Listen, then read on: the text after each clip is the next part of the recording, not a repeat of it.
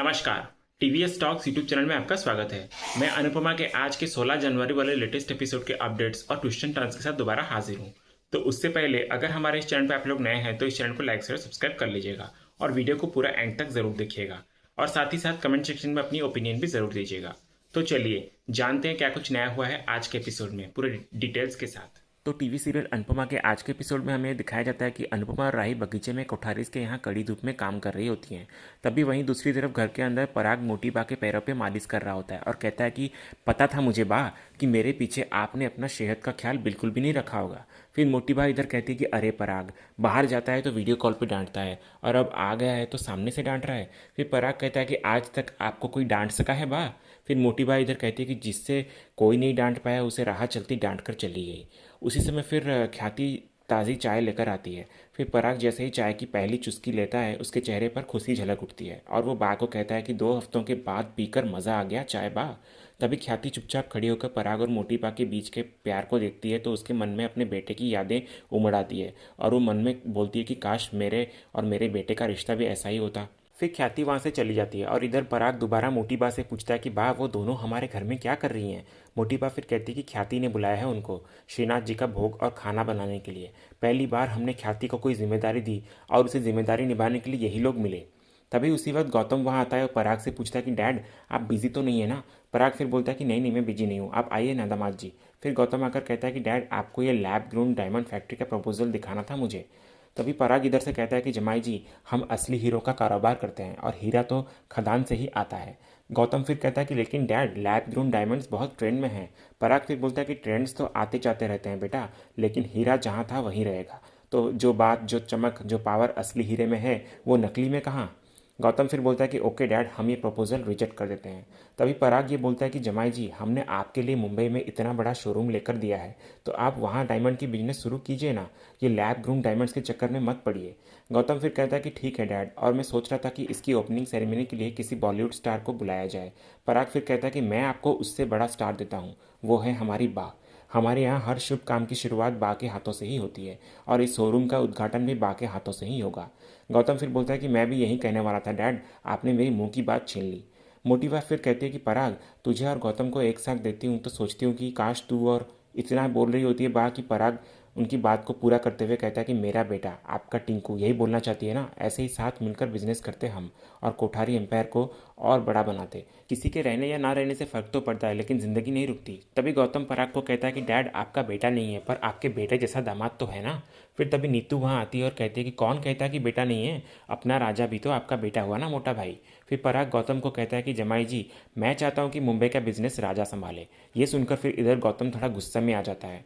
तभी प्रार्थना फिर मोटी बा को आकर पूछती कि मोटी बा आपके लिए कुछ खाने को लेकर आऊँ। मोटी बा फिर कहती है कि नहीं बेटा बस तू जा और देख कर आ कि सब कुछ साफ़ सफाई से बन रहा है कि नहीं। जितनी तेज़ उन लोगों की ज़ुबान चलती है उतनी ही तेज़ हाथ भी चलते हैं कि नहीं। इधर फिर दूसरी तरफ अनुपमा सबको कह रही होती कि हम सब ये सोच के खाना बनाते हैं कि श्रीनाथ जी स्वयं हमारा खाना चखने आएंगे। चलो चलो बेस्ट बनाएंगे, आज अच्छे से बनाएंगे ताकि ख्याति जी को सुनना ना पड़े, हमारी वजह से उनका शर ना झुके।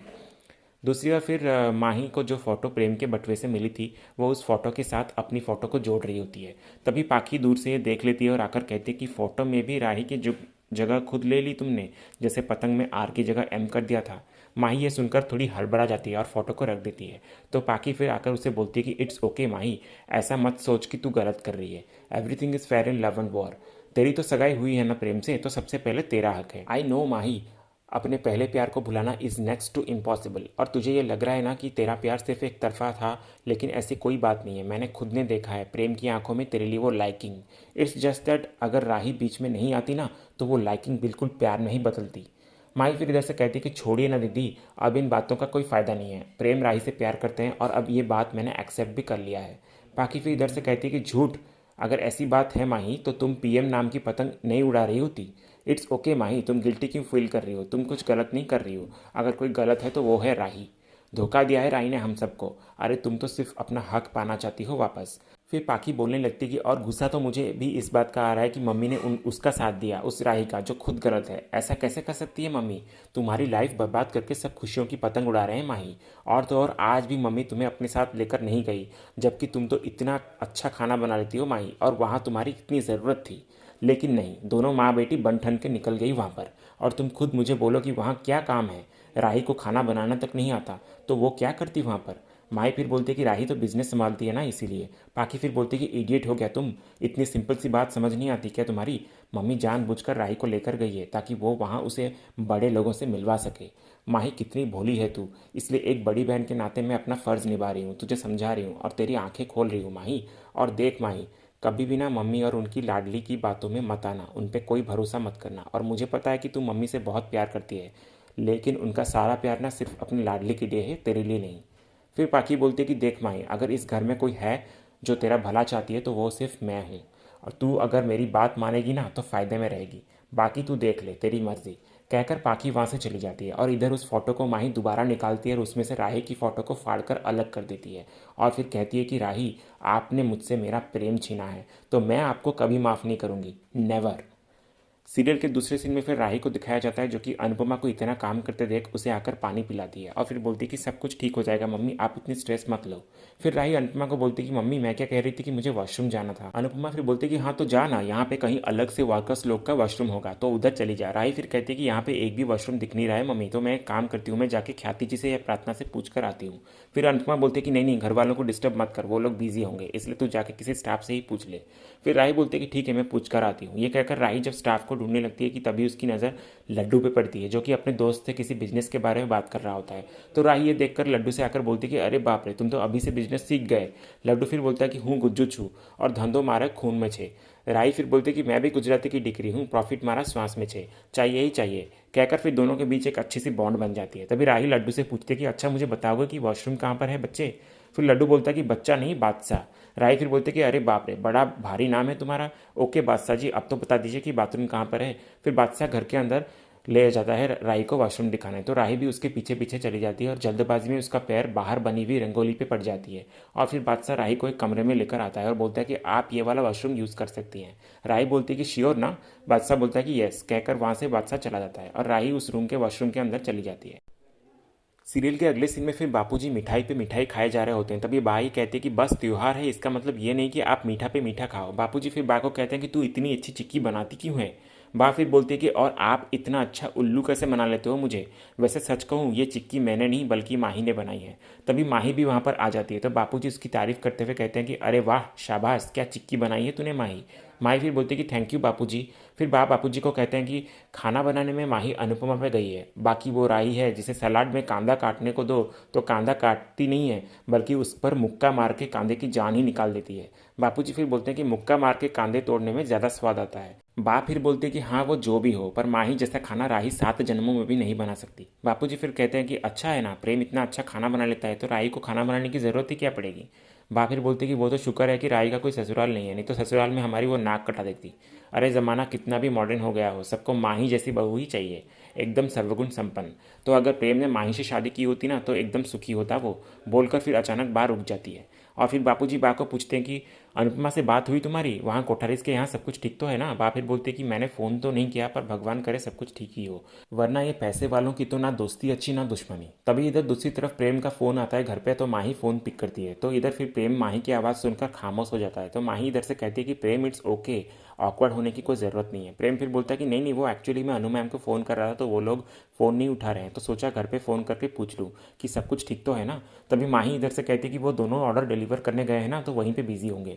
प्रेम फिर बोलता है कि अरे हाँ मैं तो भूल ही गया, आज तो उनका इतना इंपॉर्टेंट ऑर्डर जो है। वैसे कहाँ पर ऑर्डर डिलीवर करने गए हैं वो? अगर मैं टाइम से फ्री हो गया तो मैं राही से मिल सकता हूँ। माही फिर इधर से बोलती है कि पता नहीं, एड्रेस नहीं पता मुझे प्रेम, लेकिन वो कोठारीस के यहाँ गए हैं जिनका डायमंड का बिजनेस है। फिर ये सुनते ही प्रेम बेचैन हो जाता है और फ़ोन उसके हाथ से गिर जाती है। फिर दूसरी तरफ खाना बनाते वक्त अचानक पानी खत्म हो जाती है तो जानकी काकी अनुपमा को बोलती है कि अनुबहन पानी नहीं है, ख़त्म हो गया है। तो अनुपमा फिर बोलती है कि अरे बाप रे, चारों बोतल खाली है और वो स्टाफ भी इधर नहीं है, पता नहीं कहाँ गायब हो गया वो। फिर अनुपमा जानकी काकी को कहती है कि मैं लेकर आती हूँ पानी, आप लोग काम करिए, हाथ चलाइए और ज़्यादा टाइम नहीं है हमारे पास। फिर अनुपमा पानी लेने चली जाती है अंदर। दूसरी तरफ फिर प्रेम अपनी गाड़ी में तेज़ी से जा रहा होता है। रास्ते में अचानक उसका फ़ोन सीट से फिसलकर नीचे गिर जाता है। फिर प्रेम गाड़ी रोकता है और फ़ोन उठाने के लिए जब झुकता है तभी फ़ोन उसके हाथ से छूटकर पास के पानी के गड्ढे में गिर जाता है। फिर वो घबराकर फ़ोन उठाने की कोशिश करता है लेकिन फ़ोन पूरी तरह से ख़राब हो चुका होता है और चालू ही नहीं होता। फिर बेचैन होकर प्रेम कहता है कि अब मैं क्या करूं, मुझे तो किसी का नंबर भी याद नहीं है, राही और अनुपमा से कैसे संपर्क करूं मैं।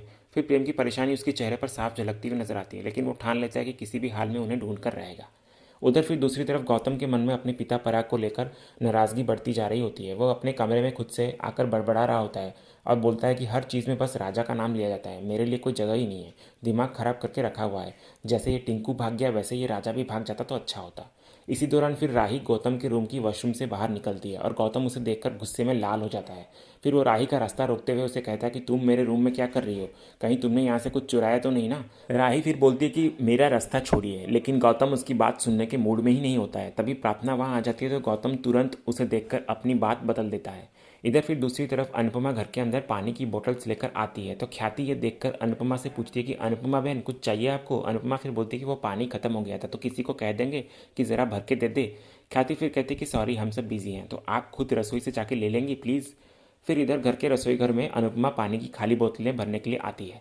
तभी मोटी बाज वहीं पर होती है और ज़ोर से चिल्लाते हुए कहती है कि तुम यहाँ क्या कर रही हो। फिर इतनी ज़ोर की आवाज़ सुनकर अनुपमा के हाथ से कांच की बोतल गिर जाती है। ये देखकर मोटीपा का गुस्सा फूट जाता है। वो चिल्लाते हुए कहती है कि हमारे रसोई है, कोई पार्क नहीं जहाँ कोई भी ऐरा गहरा मुंह उठाकर चले आए। तभी मोटीबा की आवाज़ सुनकर पराग भी रसोई में आ जाता है तो अनुपमा उसे रोकते हुए कहती है कि 1 मिनट संभल के, नीचे कांच है। फिर बाकी के घर वाले भी वहाँ पर आ जाते हैं। फिर इधर मोटीबा कहती है कि आज बहुत शुभ दिन था, लेकिन तुमने कांच तोड़कर शुभ दिन को अशुभ बना दिया। अनुपमा हाथ जोड़कर फिर मोटीबा से माफ़ी मांगती है और टूटे कांच को साफ करने लगती है, लेकिन इसी बीच उसके हाथ में चोट लग जाती है। तभी उसी वक्त मोटीबा भी ख्याति के पास आ रही होती है बिना देखे, तो कांच उनके पैरों पर भी लग जाती है और उन्हें भी चोट आती है। तो पराग फिर भागकर आकर मोटीबा के पैरों पे हल्दी लगाता है। तो फिर पराग ख्याति को कहता है कि ख्याति, इन लोगों के कारण बा को बहुत तकलीफ पहुंची है। पहले इन्होंने बीच सड़क पर बा का अपमान किया और अब हमारे घर में यहाँ आकर बा को चोट पहुंचाती है, तो इनसे कहो कि ये सब साफ करके यहाँ से चली जाए। श्रीनाथ जी की भोग के लिए इनकी कोई ज़रूरत नहीं है अब। फिर मोटीबा भी पराग की बात से सहमत होती है और इसी सीन के साथ ही आज का ये एपिसोड यहीं खत्म होता है। तो आने वाले अपकमिंग एपिसोड में हमें दिखाया जाएगा कि पराग अनुपमा को कह रहा होता है कि आपको आपके काम के पैसे मिल जाएंगे, लेकिन आप कृपया करके आप इस घर से चली जाइए। वहीं गौतम भी गुस्से में आकर अनुपमा और राही को उंगली दिखाकर घर से बाहर निकालने की धमकी दे रहा होता है, लेकिन राही गौतम का हाथ पकड़कर उससे कहती है कि मेरी माँ के सामने अपनी आवाज़ नीचे रखो। ये बात फिर इधर पराग को और भी चुभती है और वो और भी भड़क जाता है। तो आप लोगों को क्या लगता है कि क्या प्रेम अनुपमा और राही के साथ खड़ा होगा या फिर वो अपनी फैमिली की बात मानकर उनसे दूरी बना लेगा? कमेंट सेक्शन में अपनी राय के ज़रिए ज़रूर बताइएगा। तो इसी तरह के अनुपमा के डेली एपिसोड के अपडेट्स जानने के लिए हमारे इस चैनल से जुड़े रहिए और चैनल को सब्सक्राइब कर लीजिएगा। मिलते हैं हम एक नए एपिसोड के अपडेट्स के साथ। धन्यवाद।